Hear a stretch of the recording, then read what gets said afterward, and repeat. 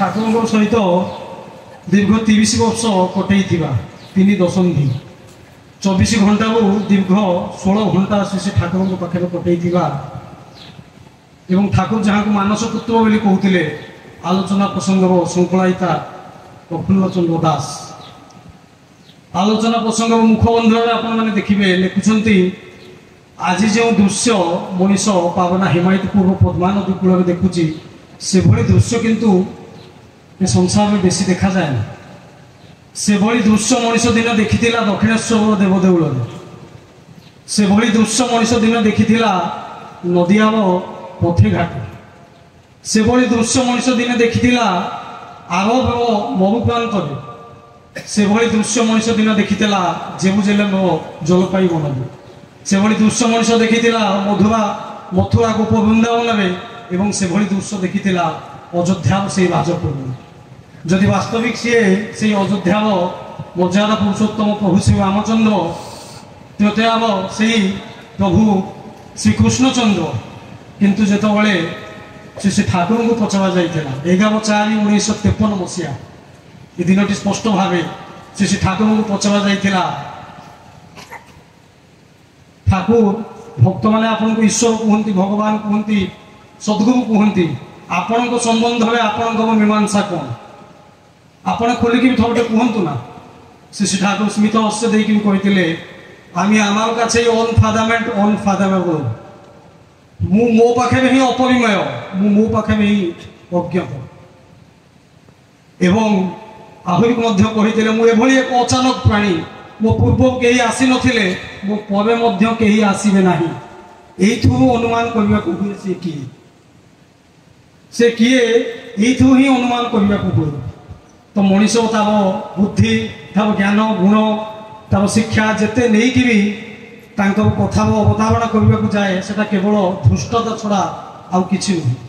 ମଣିଷ କେବଳ ତାଙ୍କୁ ଅନୁଭବ କରିପାରେ, ଭଲ ପାଇବା, ଭକ୍ତି, ଜ୍ଞାନ, ନିଷ୍ଠା, ଆନୁଗତ୍ୟ, ଯାହା କିଛି ବି କୁହନ୍ତୁ ନା କାହିଁକି, ଏସବୁ ଭିତର ଦେଇକି ମଣିଷ କେବଳ ତାଙ୍କୁ ଅନୁଭବ କରିପାରେ ଏବଂ ସେଇ ଅନୁଭବଟା ଭାବରେ ଯେତେବେଳେ ଉଦ୍ଗଳିତ ହୁଏ ସେଟା ଭାଷାରେ ପ୍ରକାଶ ପାଏ ଏବଂ ସେଇ ଭାଷାରେ ଯେଉଁ ଟିକକ ପ୍ରକାଶ ପାଏ ସେଟା ସମୁଦ୍ରକୁ ସଂଖ୍ୟା ମାତ୍ର। ସମୁଦ୍ରର ଗୋଟିଏ ଧୂଳିର ଦାନା ସହିତ ପ୍ରତ୍ୟେକ ମଣିଷର କଥା ହେଉଛି ସମାନ। ତ ଆମମାନେ ପରମ ଭାଗ୍ୟବାନ ଯେ ଜୀବନରେ ତାଙ୍କୁ ଧରିଛେ, କିନ୍ତୁ ଏଇ ଯେଉଁ ଧରିବା କେତେ ଦୂର ଆମମାନଙ୍କର ହେଇଛି ଏବଂ ଏ ଧରିବାଟା କେତେ ଦୂର ଠିକ୍ ଭାବେ ଚାଲିଛି, କେତେ ଦୂର ଠିକ୍ ଭାବେ ଆମେ ଚାଲିଛେ, କେତେ ବାଟ ଚାଲିବା, এইটা ହିଁ ହେଉଛି ସବୁଠୁ ବଡ଼ ପ୍ରଶ୍ନବାଚୀ। এইটা ହିଁ ପ୍ରତ୍ୟେକଙ୍କ ପାଖରେ ପ୍ରଶ୍ନବାଚୀ। ଛୋଟିଆ ଘଟଣା କହିବି ଏବଂ ମୋ କଥାକୁ ଶେଷ କରିବି। ଏମିତି ଏକ ଘଟଣା, ଦେଓଘର ଆଶ୍ରମର ଶ୍ରୀ ଠାକୁର ବସିଛନ୍ତି, ଶ୍ରୀ ଠାକୁରଙ୍କର ଶରୀର ଅସୁସ୍ଥ, ତଣ୍ଟିରେ ଦରଜ ହେଇଛି, ଠାକୁର ଡାକ୍ତରମାନେ ମନା କରିଛନ୍ତି କଥା କହିବା ପାଇଁ। ଠାକୁର କିନ୍ତୁ ନଛୋଡ଼ ବନ୍ଧା ଠାକୁର କହିବେ, କାରଣ ଠାକୁରଙ୍କର ଗୋଟେ ଲୋକତନ୍ନା ଥିଲା। ଲୋକତନ୍ନା ମାନେ ଯେଉଁ ଲୋକ କ୍ଷୁଧା, ମଣିଷର ଗୋଟେ କ୍ଷୁଧା ଥାଏ, ମଣିଷକୁ ନ ଦେଖିଲେ ରହିପାରନ୍ତିନି, ମଣିଷକୁ ଗୋଟାଏ ମୁହୂର୍ତ୍ତ ନ ଦେଖିଲେ ଯିଏ ରହିପାରନ୍ତିନି, ସିଏ କିନ୍ତୁ ଚିରାଚରିତ ଢଙ୍ଗରେ ସେମିତି ବସୁଛନ୍ତି, ସେମିତି କଥା କହୁଛନ୍ତି, ମଝିରେ ମଝିରେ କାଶୁଛନ୍ତି, ପାଣି ପିଉଛନ୍ତି, ମୁହଁ ନେଇ ପାଣି ଢାଳ ନେଇକି ମୁହଁ ଧୋଇ ଦେଉଛନ୍ତି, ଗାମୁଛାରେ ମୁହଁ ପୋଛୁଛନ୍ତି, ପୁଣି କଥା କହି ଚାଲିଛନ୍ତି। ପାଖରେ ଥିଲେ ଜଣେ ଭକ୍ତ, ଆପଣମାନେ ସମସ୍ତେ ଜାଣିଥିବେ, ସର୍ବବିଦିତ କାଳୀଷଷ୍ଠୀ ମା। ଶ୍ରୀ ଠାକୁରଙ୍କୁ ଖୁବ୍ ଭଲ ପାଆନ୍ତି, ବହୁତ ଭଲ ପାଆନ୍ତି, କିନ୍ତୁ ସ୍ୱଭାବ ହେଉଛି ଟିକେ ରାହାବଳି ଟାଇପ୍ର, ଭାରି ଝଗଡ଼ା କରିବାକୁ ଭଲ ପାଆନ୍ତି। ଆଶ୍ରମରେ ପ୍ରତ୍ୟେକ ସ୍ତ୍ରୀ ଲୋକଙ୍କ ସାଙ୍ଗରେ ଝଗଡ଼ା କରନ୍ତି, କିନ୍ତୁ ଠାକୁରଙ୍କୁ ଭଲ ପାଆନ୍ତି ଏବଂ ଠାକୁର ମଧ୍ୟ ଭଲ ପାଆନ୍ତି। ଏମିତି କିଛି ସମୟ ଅତିବାହିତ ହେଇଯାଇଛି। ତାପରେ ହଠାତ୍ କାଳୀଷଷ୍ଠୀ ମା ଉଠି ଆସୁଛନ୍ତି ଠାକୁରଙ୍କ ପାଖକୁ, କାନରେ ଫୁସଫୁସ୍ କରି କହୁଛନ୍ତି, କିଛି ଗୋଟେ କହିଦେଇକି କ୍ଷୀଣ ଭାବରେ ଚାଲି ଯାଉଛନ୍ତି, ଯେଉଁଟା ଠାକୁରଙ୍କ ଛଡ଼ା ଆଉ କେହି ଶୁଣି ପାରୁନାହାନ୍ତି। ঠাকুর কৌଛନ୍ତି কালীষষ্ঠী আমাকে যা বললি এদেরকে সবাইকে বলে দে, মতে যাহা কহিলু এ সমস্ত টিকে কহিদে, আমাকে বললে আমি কি করতে পারবো, মতে কহিলে মু কোন করিপারি। কালীষষ্ঠী মা কৌଛନ୍ତି কোଉମାନଙ୍କୁ କହିବା ପାଇଁ ଆପଣ କହୁଛନ୍ତି, କୋଉମାନଙ୍କୁ ଆପଣ କହିବା ପାଇଁ କହୁଛନ୍ତି? ଏମାନଙ୍କ ଭିତରେ ମଣିଷ ପଣିଆ ଅଛି, ଏମାନେ ଜାଣୁଛନ୍ତି ମଣିଷଟା ଅସୁସ୍ଥ, କଥା କହିବା ପାଇଁ ଡାକ୍ତର ମନା କରିଛନ୍ତି, କହିଲେ କାଶ ଆସୁଛି, ରକ୍ତ ମଧ୍ୟ ଟିକେ ଟିକେ ଆସୁଛି, କ୍ଳାନ୍ତ ହେଇଯାଉଛନ୍ତି, ତଥାପି ଏମାନେ ନଛୋଡ଼ ବନ୍ଦା ସକାଳୁ ପ୍ରାର୍ଥନା ସାରିକି ଆସିକି ବସି ପଡୁଛନ୍ତି। ଏମାନଙ୍କୁ ବା ମୁଁ କ'ଣ କହିବି? ପୁଣି ତାପରେ ଠାକୁର କହୁଛନ୍ତି ତୁ ସିନା ଏମିତି କିନ୍ତୁ କହିଦେଇ ଗଲୁ, କାରଣ ତୁ ମୋ ପାଖରେ ରହୁଛୁ, ସମସ୍ତେ ସବୁଦିନ ମୋ ପାଖକୁ ଆସନ୍ତିନି, କେତେ ଆଶା ଭରସା ନେଇକି ମୋ ପାଖକୁ ଛୁଟି ଆସୁଛନ୍ତି। ପଦେ ଯଦି କଥା ହେଇଯାଏ ସମସ୍ତେ ଭାବନ୍ତି ଠାକୁର ମୋ ଆପଣା। କାଳୀଷଷ୍ଠୀ କହୁଛନ୍ତି ତୁମେ ବି ଶୁଣିବନି, ଏମାନେ ବି ଶୁଣିବେନି, ଚାଲ ଭିତରେ ଗୋଟେ କିଛି ଗୋଟେ ଅଣ୍ଡରଷ୍ଟାଣ୍ଡିଂ କରିଦେବା, କିଛି ଗୋଟେ ଆପୋଷ ରୂପା କରିଦେବା। এইଥିପାଇଁ ତୁମେ ଏମାନଙ୍କ ସାଙ୍ଗରେ କଥା ହେଉଛ ନା। ଏମାନଙ୍କ ଦୁଃଖ ଦୂର ହଉ, କଷ୍ଟ ଦୂର ହଉ, ଶୋକ ଦୂର ହଉ, ରୋଗ ଦୂର ହଉ, ଅଶାନ୍ତି ଦୂର ହଉ, ସମସ୍ୟା ଦୂର ହଉ, এইଥିପାଇଁ ତ ନା ଆଉ କାରଣ କ'ଣ? ଠାକୁର କହୁଛନ୍ତି ହଁ ହଁ ହଁ ହଁ ତାই। এইটা তো তুমি মুহূর্তকে চাইলে করতেই পারিবে। তুমি তো সৃষ্টিকর্তা, তুমি তো চাইলে মনুষ্যর মনରୁ ସବୁ କିଛି ଗୋଟେ ମୁହୂର୍ତ୍ତকে ଦୂର କରିଦେଇ ପାରିବ। କରିପାରିବନି? ଠାକୁର କହୁଛନ୍ତି ହଁ ପାରିବି। ତାହେଲେ ଏଇଟା ନ କରିକି ଏତେ ନାଟକ କ'ଣ ପାଇଁ? ଏତେ ଗୀତ ଭଜନ କୀର୍ତ୍ତନ ଏତେ ଆଲୋଚନା ତା ଭିତରେ ତୁମେ କହୁଛ, ସିଏ ପଚାରୁଛନ୍ତି, ଏତେ ଏତେ ଫାଜିଲାମି କ'ଣ ପାଇଁ ଚାଲିଛି? ଠାକୁର କହୁଛନ୍ତି କାଳୀଷଷ୍ଠୀ আমি চাইলে কি হবে, ওরা তো চাই না। ମୁଁ ଚାହିଁଲେ କ'ଣ ହବ, ସେମାନେ ତ ଚାହାନ୍ତି ନାହିଁ।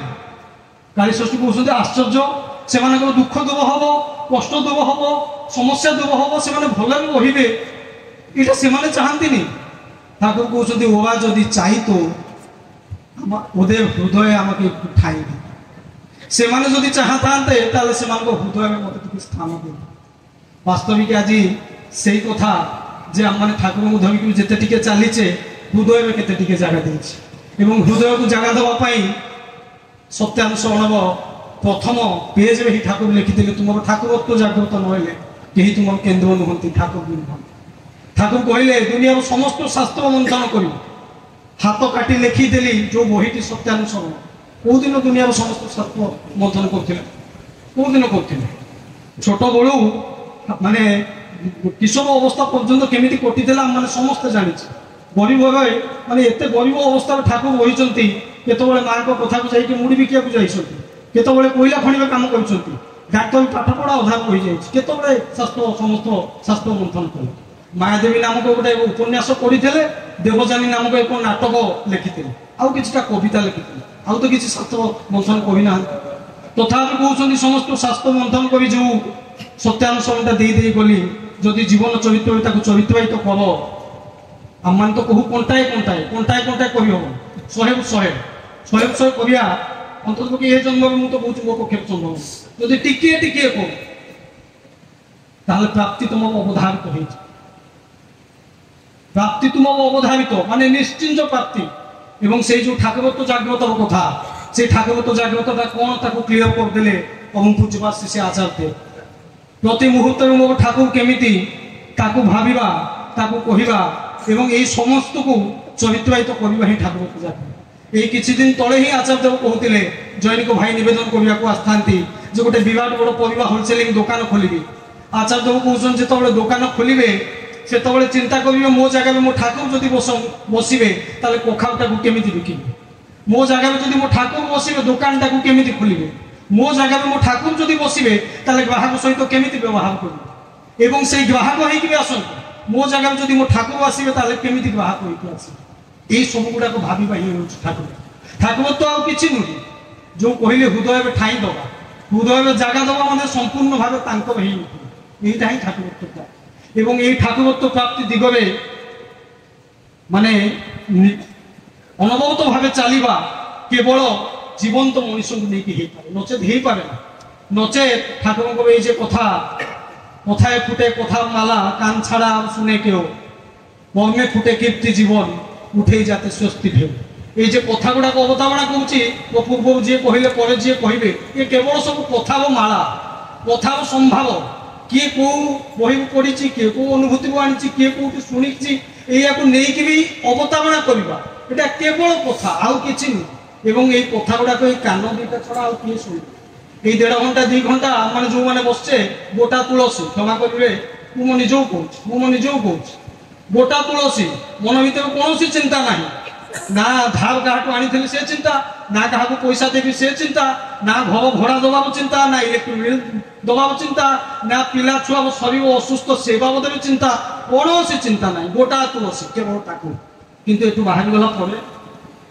বাহারিগলা পরে মোর পদে চালিবে সেই ঠাকুর রহুଛନ୍ତି কি নাই সেইটাই হচ্ছে বড় প্রশ্ন আছে।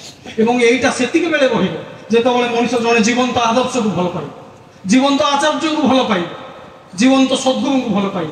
କାରଣ ତାଙ୍କ ଭିତର ଦେଇକିରି ହିଁ ମୁଁ ଠାକୁରଙ୍କୁ ଅନୁଭବ କରୁଛି। ଠାକୁର କହୁଛନ୍ତି ତୁମ ବୃତ୍ତି ଭେଦି ଟାଣ କରିବାକୁ ହେଲେ ଏ ବୃତ୍ତି ଭେଦିକୁ ଯଦି ତୁମେ ମାନେ କ୍ଲୋଜ କରିବାକୁ ଚାହୁଁଛ ତାହେଲେ ଏଭଳି ଜଣକୁ ଭଲ ପାଅ ଯିଏ ପ୍ରବୃତ୍ତିର ଉର୍ଦ୍ଧ୍ୱରେ, ଯିଏ এই ବୃତ୍ତି ପ୍ରବୃତ୍ତିକୁ କ୍ଲୋଜ କରିକି ଉପରକୁ ଚାଲି ଯାଇଛନ୍ତି। ପ୍ରେୟ ଏବଂ ଶ୍ରେୟ ଯଦି ଏକ ହେଇଯାଆନ୍ତି ନା, ଠାକୁର କହୁଛନ୍ତି ତୁମର ପ୍ରେୟ ଏବଂ ଶ୍ରେୟ ଯଦି ଏକ ହେଇଯାଆନ୍ତି ତାହେଲେ ପ୍ରାପ୍ତି ତୁମର ସୁଦୂର ପରାଦର୍ଶୀ ହେଇଯାଇପାରେ।